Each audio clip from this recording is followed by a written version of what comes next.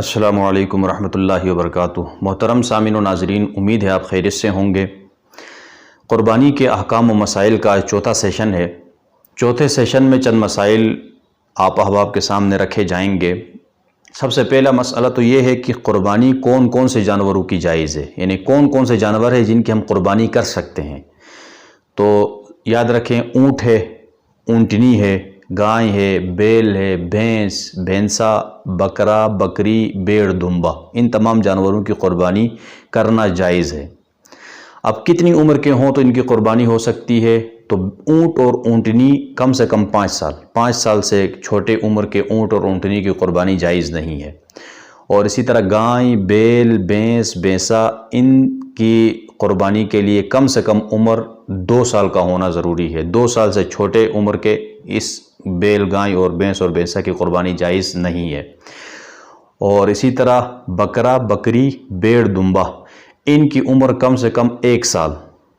لیکن بیڑ اور دمبے کے لیے یہ خصوصیت ہے کہ اگر وہ 1 سال کے نہ بھی ہوں، 7، 8، 9، 10 مہینے کا بھی ہوں، لیکن دکھنے میں اتنے موٹے اور تازے ہوں بیڑ یا دمبا کہ وہ 1 سال کے لگ رہے ہوں، تو پھر بھی ان کی قربانی جائز ہے۔ بکرا اور بکری تو 1 سال کا ہونا ضروری ہے، لیکن بیڑ اور دمبے کی یہ خاصیت ہے کہ ان کی کیا ہے، اگر 7، 8 مہینے کا بھی ہو لیکن دکھنے میں وہ 1 سال کا لگ رہا ہو تو اس سے بھی قربانی آپ کر سکتے ہیں۔ اور بکرا، بکری، بیڑ، دمبا کے علاوہ جتنے جانور ہیں، اونٹ، اونٹنی، گائے، بیل، بھینس، بھینسا، ان میں 7 آدمی کم سے کم، زیادہ سے زیادہ 7 آدمی کیا ہو سکتے ہیں، شریک ہو سکتے ہیں، اور اس سے زیادہ آدمی اس میں شریک نہیں ہو سکتے ہیں۔ لیکن یاد رکھیں، جو 7 آدمی ہیں، 7 آدمیوں کے حصے پورے حصہ ہونا چاہیے، یعنی کسی ایک بندے کا بھی حصہ 7ویں حصے سے کم نہ ہو، یا اسی طرح 7 کے 7 حصے دار جو ہیں وہ یا تو قربانی کی نیت سے جانور میں شریک ہوں یا عقیقے کی نیت سے۔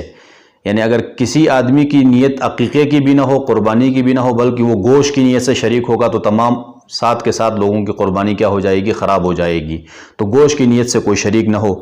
اور اسی طرح اس بڑے جانور میں اونٹ، اونٹنی، گائے، بیل وغیرہ میں 7 آدمی سے کم بھی آپ شریک ہو سکتے ہیں، 5، 6، 4، 2 آدمی بھی ادا کر سکتے ہیں۔